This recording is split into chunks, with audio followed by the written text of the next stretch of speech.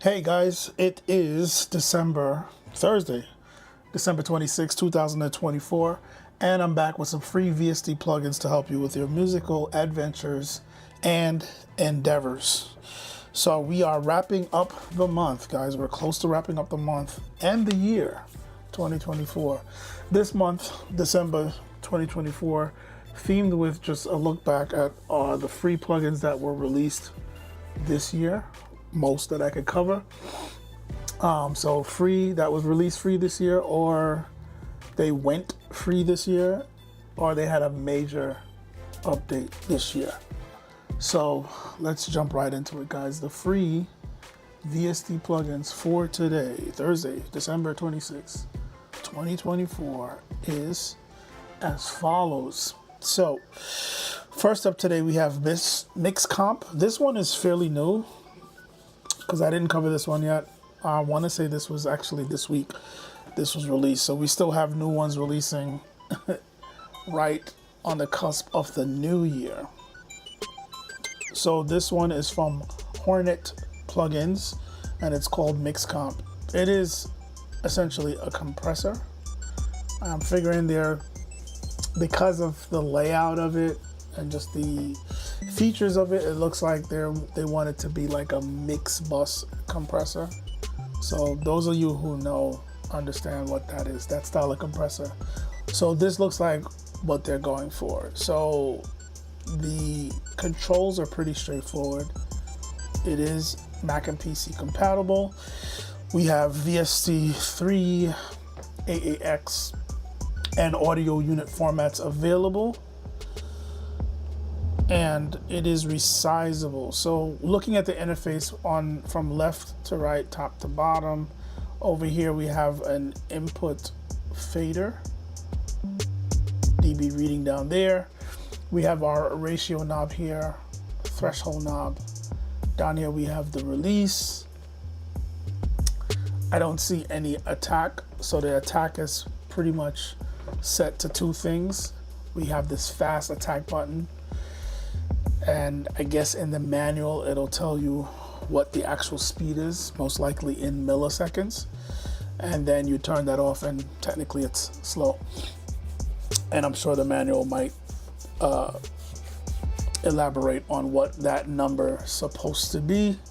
We have a comp in button, which is basically like a bypass on or off mode. We have an analog button, which they say is gonna add harmonics to give you some, I guess, more of an analog vibe, and add some kind of harmonics, which is gonna basically give you some kind of harmonic distortion, adding to the vibe of the sound, giving it a little bit of color. Right here we have your attenuation meter, which I thought was weird because they had it going up instead of going down. Usually attenuation is being showed on the meter by it going down because it's lowering the amplitude, so they have it going down, but they have the meter going up, which it's not a big deal. It's just a little bit weird because you're used to seeing it going down. But nevertheless, this is your attenuation meter, showing you how much the sound is being attenuated based on your compression settings.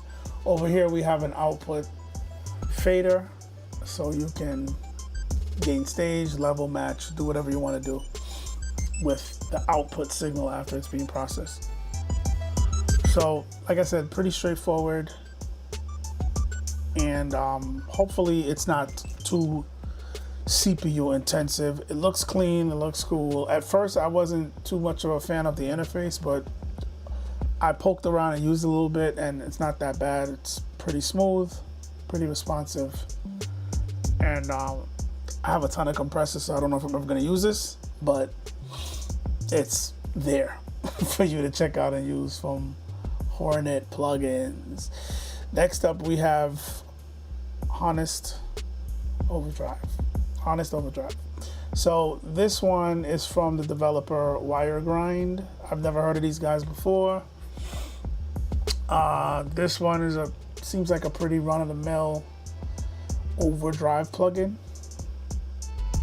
So we have it's using clipping and distortion. They said there is oversampling built in.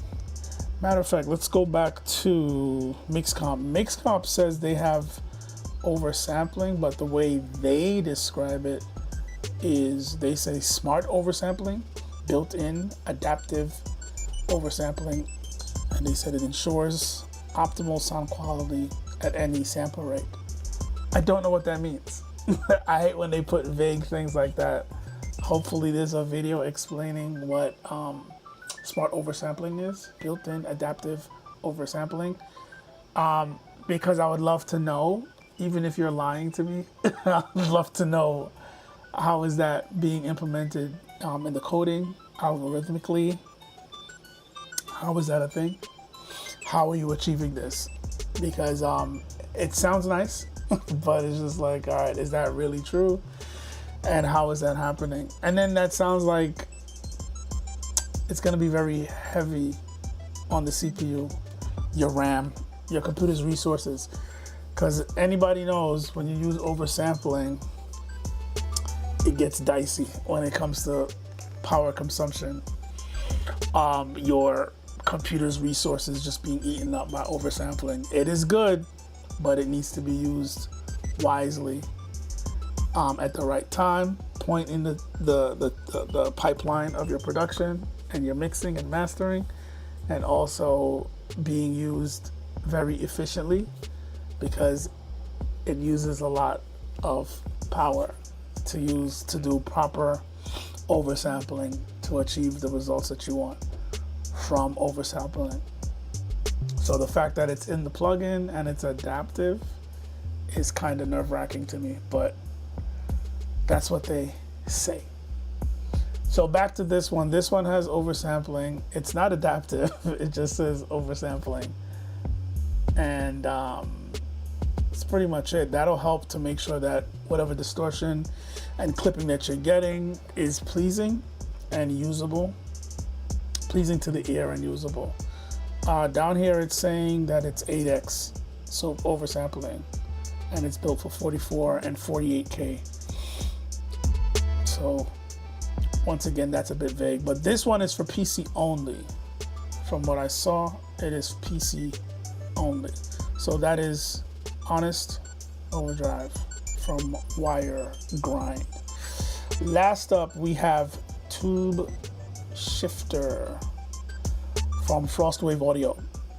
So with this one, it's supposed to be tube saturation they're going for with this one.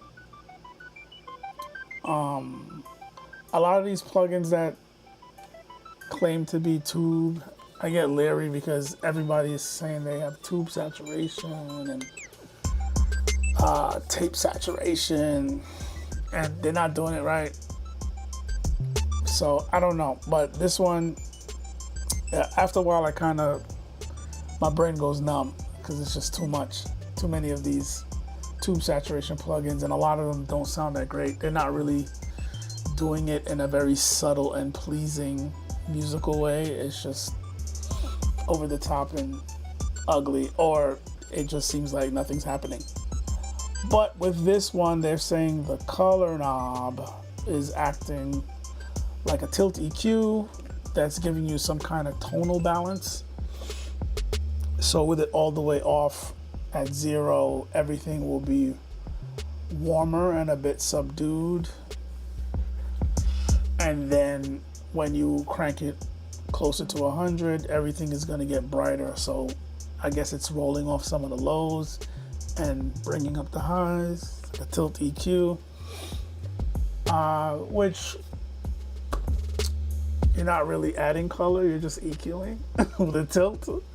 So hopefully there's more clever processing happening with the algorithm in the background, with saturation along with clipping, and maybe they're hiding some clever oversampling to give you a more realistic and sensible audio result. And I know I'm rambling a lot, but these plugins kind of get on my nerves because they are half the time, well, most of the time, they don't sound that great.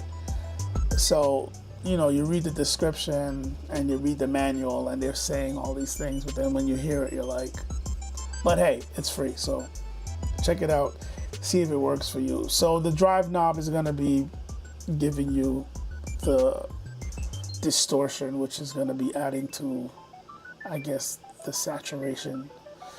That's going to be what gives you the saturated sound, right?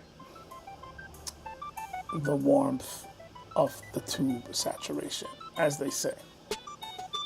That's pretty much it. So features here, it says inspired by analog tubes. The color knob employs a tilt EQ with 0 being darker and 100% being brighter. Your mix knob is for dry wet, and then the drive knob is the amount of color / overdrive that you're gonna get. So that's pretty much it, guys. Pretty straightforward. I think maybe this one is resizable. I'm not sure. It doesn't say that here. I never installed it. I never checked it out. Same thing with this one. I'm not sure if it's resizable. I'm not interested, so I didn't check these out. I checked this one out because I was interested. So check them out. The link is in the description. It will take you to this blog page where you can download from the corresponding download links for each plugin and see how you get along with it. Otherwise, there's a link in the description for PC Specs, a video series that I did called PC Specs and how it relates to music production. So if you're looking to understand how your computer and its internal parts works along with your DAW to help you in any aspect of music production, help you do that smoothly without any hitches, glitches, distractions, pops, audio cutouts, things that are not good for your workflow and you being creative and productive. You're having issues with your rig, your setup.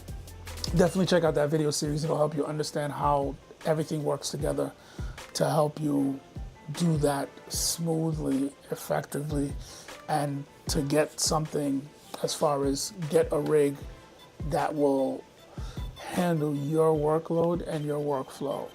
So if you need to get a new rig, upgrade your current rig, or get a portable rig like a laptop and the different parts you need with that, the video series will help you understand where you need to spend your money. Why is this thing tugging on my headphones? Also, there is a link in the description for a growing playlist for these videos that I do weekly.